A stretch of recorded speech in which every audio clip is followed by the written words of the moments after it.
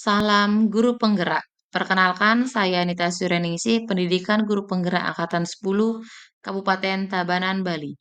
Pada kesempatan kali ini, saya akan memberikan sedikit penjelasan tentang koneksi antar materi, kesimpulan, dan refleksi pada modul 1.1. Pada modul 1.1 terdapat tiga refleksi diri. Yang pertama, apa yang Anda percaya tentang murid dan pembelajaran di kelas sebelum Anda mempelajari modul 1.1? Yang kedua, apa yang berubah dari pemikiran atau perilaku Anda setelah mempelajari modul ini? Yang ketiga, apa yang dapat Anda segera terapkan lebih baik agar kelas Anda mencerminkan pemikiran Ki Hajar Dewantara? Sebelumnya, saya percaya bahwa siswa adalah seperti kertas kosong yang belum memiliki kemampuan apapun, belum memiliki minat apapun, dan belum tahu apa minat dan bakatnya.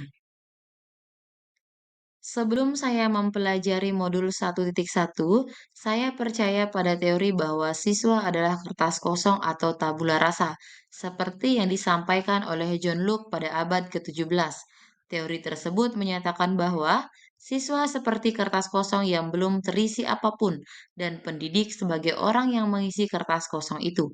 Pendidik adalah pribadi yang paling tahu tentang apa yang baik atau yang tidak bagi siswanya. Setelah mempelajari modul 1.1, saya jadi tahu bahwa setiap siswa memiliki kodrat alam yang sudah Tuhan titipkan dalam kehidupannya. Setiap siswa itu unik karena mereka memiliki bakat dan potensinya masing-masing dan tidak bisa disamakan satu dengan yang lainnya. Ki Hajar Dewantara menekankan bahwa pendidik bertugas untuk menuntun agar setiap siswa dapat bertumbuh sesuai kodrat alamnya dan berkembang sesuai dengan kodrat zamannya. Sebelum saya mempelajari modul 1.1, saya percaya bahwa jika satu siswa bisa mengerti pembelajaran dengan sebuah metode pembelajaran, maka semua siswa harus bisa belajar dengan metode yang sama. Saya menyamaratakan semua kemampuan siswa tanpa melihat kebutuhan atau cara belajar yang cocok bagi siswa itu sendiri. Dan setelah saya belajar modul 1.1, saya mulai mengidentifikasi gaya belajar yang dibutuhkan oleh siswa, mencoba beberapa metode pembelajaran yang berbeda, dan menilai metode manakah yang paling cocok untuk siswa tersebut. Saya memanfaatkan hubungan antar siswa agar pembelajaran terasa lebih santai dan menyenangkan. Sebelum saya mempelajari modul 1.1, saya percaya bahwa pendidikan adalah satu-satunya sumber ilmu. Jadi murid harus memperhatikan apa yang guru sampaikan dan tidak boleh berbeda dengan apa yang guru ajarkan. Setelah saya mempelajari modul 1.1, saya percaya bahwa siswa dapat mencari ilmu dari berbagai sumber. Siswa juga boleh menyampaikan pendapatnya berdasarkan sumber informasi yang dia punya.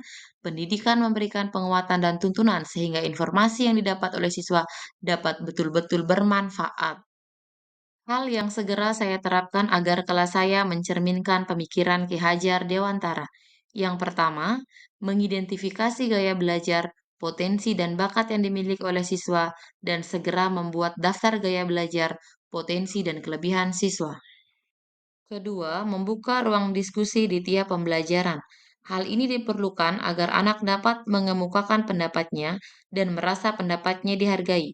Siswa juga akan terdorong untuk mencari informasi sebelum pembelajaran dimulai agar bisa menyampaikan apa yang ia dapatkan di kelas.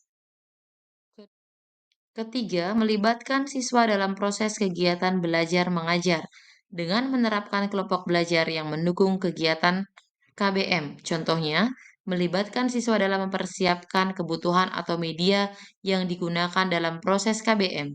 Hal ini perlu dilakukan agar siswa merasa keterlibatannya diperlukan dalam proses KBM. 4. Menciptakan suasana pembelajaran yang santai dan menyenangkan. Contohnya, melaksanakan kegiatan belajar mengajar yang dikombinasikan dengan bermain, cerita, ataupun dengan lagu. 5. Meningkatkan kompetensi pendidik dan terus belajar agar pembelajaran di kelas semakin variatif sesuai dengan kodrat zaman. Sebagai seorang guru, saya harus bisa menjadi teladan yang baik bagi siswa. Harapan saya ketika siswa melihat contoh langsung dari perilaku baik dari guru di sekitarnya, siswa pun akan melakukan hal-hal yang baik dalam hidupnya. Saya berharap saya bisa menerapkan tiga semboyan Ki Hajar Dewantara. Di antaranya, sebagai pendidik saya berada di depan untuk menjadi teladan. Sebagai pendidik, saya berada di tengah untuk memposisikan diri sebagai teman untuk memberikan semangat. Sebagai pendidik, saya berada di belakang untuk memberikan dorongan moral serta dapat memberikan semangat belajar kepada semua siswa. Dengan demikian, dapat disimpulkan bahwa siswa bukanlah objek, tapi mereka adalah subjek yang sedang tumbuh dan berkembang.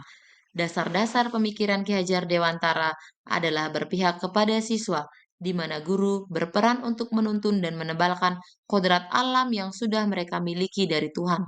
Dasar-dasar pemikiran Ki Hajar Dewantara ini harus segera kita terapkan di kelas, agar siswa tumbuh bukan hanya secara keilmuan saja, namun tumbuh dan berkembang menjadi pribadi yang berbudi pekerti dan berguna bagi sesama.